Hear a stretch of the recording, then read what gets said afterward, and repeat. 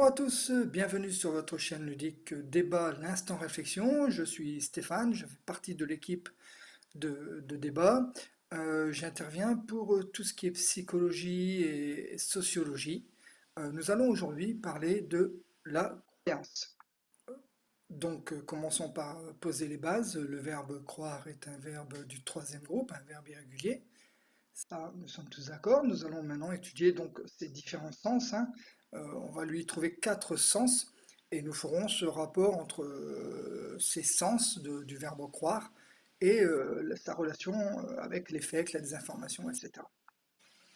Pour ce travail, je vais m'appuyer sur le site L'Internaute, hein, car je trouve que les définitions des quatre sens sont précises et bien claires, donc on va pouvoir travailler dessus.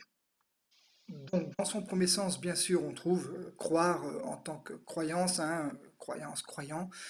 Donc, tenir pour vrai, tenir pour certain, hein, voilà, donc c'est une foi absolue en cette croyance que délivre, par exemple, le croyant. C'est bien sûr le sens qu'on retrouve pour tout ce qui touche notamment aux religions. Dans son sens numéro 2, on va donc avoir faire confiance à une personne, tenir pour sincère ses propos, ça c'est le deuxième sens. Alors, dans le sens troisième, on va trouver quelque chose de plus nuancé, hein. On va du coup parler d'estimer, de considérer comme probable, donc à contrario des deux premiers sens où il y avait une notion d'absolu. Là on commence déjà à mitiger un petit peu, il y a moins de certitude, on va dire, sur ce sens ici. Et enfin, dans son quatrième sens, hein, on est encore une fois un peu plus nuancé, puisque là, on va parler d'impression, de sentiment. On est bien loin, du coup, des certitudes de son sens premier. Donc voilà, maintenant que les définitions sont posées, on va réfléchir un petit peu maintenant à tous ces sens et à ce que ça implique derrière.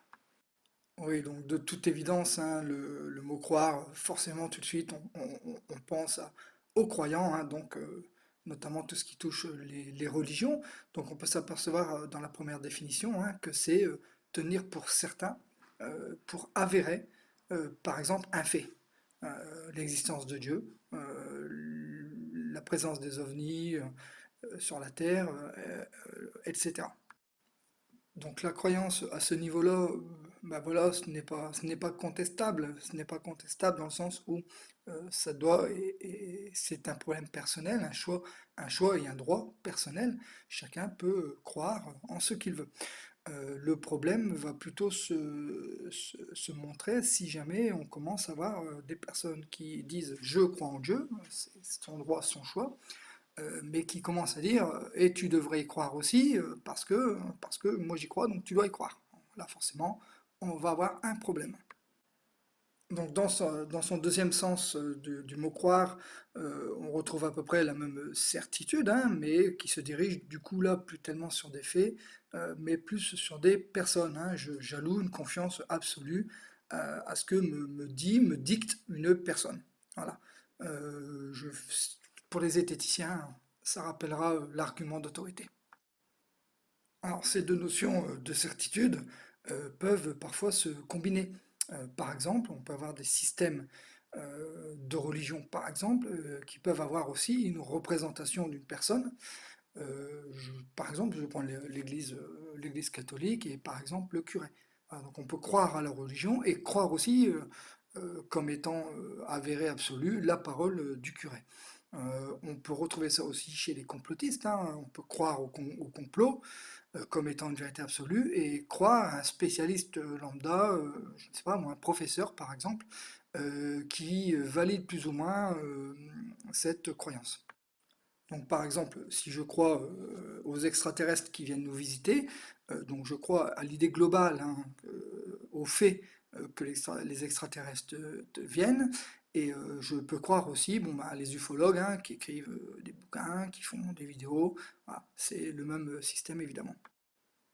Donc, comme on l'a vu dans les définitions, si les deux premières notions engageaient une certaine certitude, dans les deux dernières notions, on a un peu plus de nuances, hein, avec notamment bah, la troisième, où là on va estimer un peu moins d'importance à la chose. Par exemple, je crois qu'il va pleuvoir.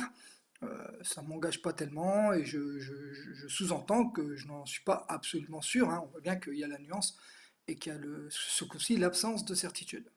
Donc cette mesure, on la sent bien. On peut même raisonnablement penser qu'elle est tirée une certaine analyse, hein. Je regarde le ciel, je vois des gros nuages gris qui arrivent et je dis, bon, ben, je crois qu'il va pleuvoir. Voilà. Mais même comme ça, il n'y a pas la certitude. Mais on sent que derrière, il peut y avoir une certaine analyse, en tout cas des éléments de réflexion. Alors que donc ici, là, dans le sens 4, on a toujours l'absence de certitude, hein, des sens un et 2. Là, il y a plus, on sent bien qu'il n'y a plus d'éléments d'analyse, qu'il n'y a plus forcément de réflexion, d'argumentation. C'est vraiment du ressenti. Alors, donc maintenant qu'on a fait donc, le tour des définitions, des subtilités de croire, on va faire le lien maintenant avec les influences, hein, sur les fakes, sur la désinformation. Donc on comprend tout de suite, hein, que le gros problème sera ces diverses nuances de croyances qui seront à mettre en phase avec les nuances de l'importance de la fake news, de la désinformation, de son impact et de sa probabilité, et des nuances des différentes preuves, hein. Vous savez, on parle de l'échelle de preuves, que je n'aborderai pas puisque d'autres l'ont très bien fait, hein. Je pense notamment à Monsieur Sam, donc je n'y reviendrai pas moi. Alors, désolé si ce début était un peu laborieux, mais il fallait bien engager donc toutes les nuances, puisque justement, c'est ces nuances qui vont poser problème dans l'application de la croyance de quelqu'un dans les complots, dans les fake news, la désinformation, etc. C'est justement ces nuances qui vont causer problème, et on va voir tout de suite un exemple.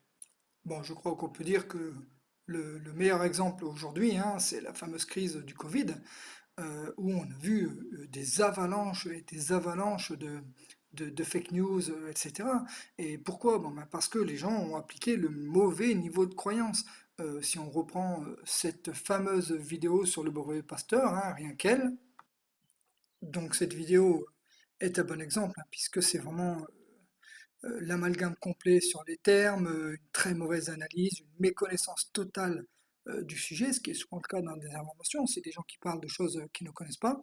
Et donc là, les gens ont appliqué en général, hein, un mauvais niveau de croyance, hein, on va dire niveau 1, alors que il aurait été raisonnable de mettre maximum niveau 3 ou niveau 4 grand max.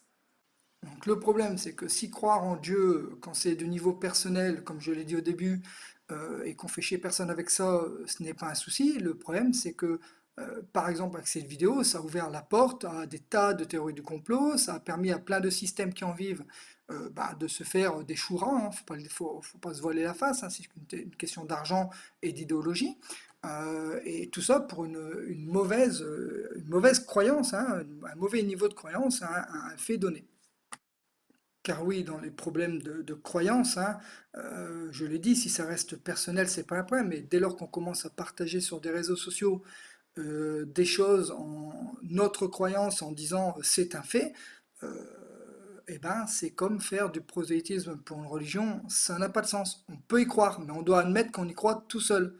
Voilà, surtout quand on ne fait pas de recherche, qu'on ne va pas chercher de preuves, d'arguments, d'analyses étayées, etc. Bon, je renvoie à l'esprit critique, c'est pas l'objet de cette vidéo, je ne parle qu'au niveau de la croyance.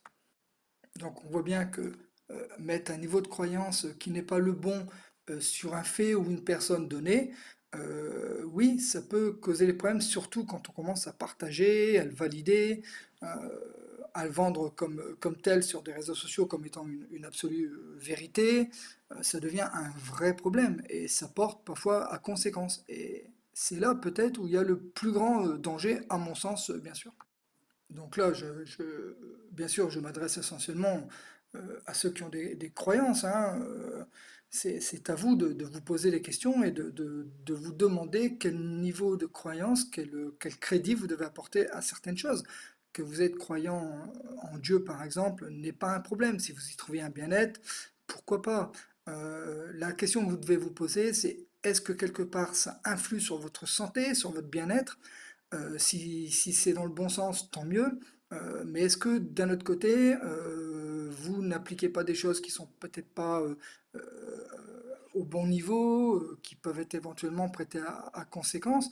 Et c'est là où il faut vous poser la question de savoir quel niveau de croyance vous devez porter à telle ou telle chose. Et surtout, après, quand consciemment vous le faites vous, posez-vous la question de savoir euh, comment vous devez vendre aux autres ce niveau de croyance qui est le vôtre.